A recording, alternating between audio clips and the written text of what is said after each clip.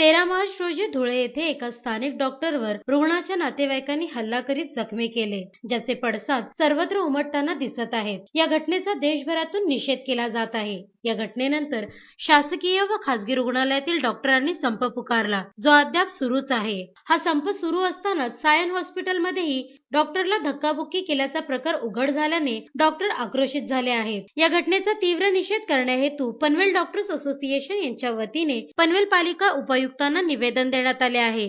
यावेळी माननीय विवेक पाटील यांनी या मोर्चामध्ये सहभाग घेत डॉक्टरांना पाठिंबा देत या घटनेचा तीव्र निषेध केला व भविष्यात अशी घटना पुन्हा घडल्यास आमचा पाठिंबा 100% डॉक्टरांना असेल असे सांगितले।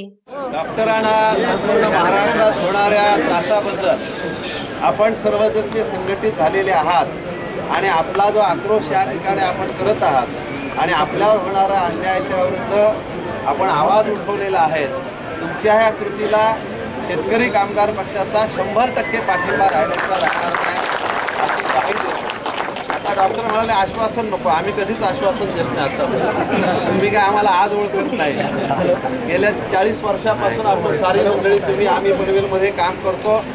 अशा समाजातल्या ज्या विविध घटकांवर जेव्हा अशा प्रकारचा अन्याय कुणाकडनं केला जातो त्यावेळेस अन्याय करणाऱ्याच्या विरुद्ध शेतकरी कामगार पक्ष अनेक वेळा उभा राहिलेला आपण सर्वांनी पाहिलेला आहेच।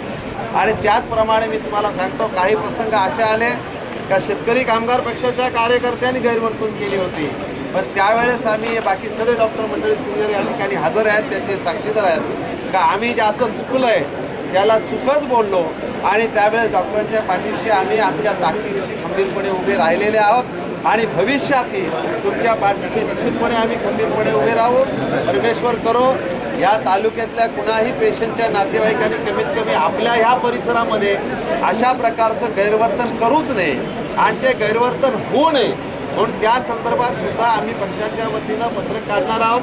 त्याचबरोबर वर्तमानपत्रात आम्ही जाहीर करणार आहोत आणि हेही सांगणार आहोत की आपण जर अशा प्रकारचं गैरवर्तन केलं तरी आम्ही तुमच्या पाठीशी उभे राहणार नाही हे देखील सांगणार आहोत। कारण शेवटी डॉक्टरांची सेवा ही ईश्वर सेवा आहे आणि ईश्वर सेवा करत असताना आणि म्हणून या ठिकाणी आपल्या संघटनेच्या वतीनं जे जे काही आपण ठरवाल त्याच्यासोबत आम्ही 100% सोबत राहू ही ग्वाही आपल्याला देतो। धन्यवाद। दरम्यान विविध संघटनांनी देखील या संपाला पाठिंबा देण्याचे यावेळी जाहीर केले। ज्या ज्या मागण्या आहेत डॉक्टरांना आपण सांगतो बा, डॉक्टर लोकांना जीवदान देतात। डॉक्टरना जर पेशंट आला, ठीक आहे, सिरियस स्टेजला पेशंट आला ना ॲडमिट केला आणि तो गेला तर डॉक्टर काही देव नाही, तुमचा एखादा जीव गेला तर तो आणण्यासाठी, परंतु डॉक्टरना प्रोटेक्शन दिलं पाहिजे। तुमच्या लेवलला एकच सांगेन, जास्त भाषण देण्यापेक्षा काँग्रेस वरच्या स्टेजला तुमच्या पाठीशी आहे। विरोधी पक्ष नेते आहोत आम्ही, राधाकृष्ण विखे पाटील स्वतःचे त्यांचे हॉस्पिटल साहेब त्यांनी सांगितलेलं आहे। प्लस पनवेलमध्ये तुम्हाला कोणाला गरज लागली तर 24 तास हेल्पलाईन आम्ही आहोत। जेव्हा मॉब आहे, त्रास आहे, आम्हाला फोन करा।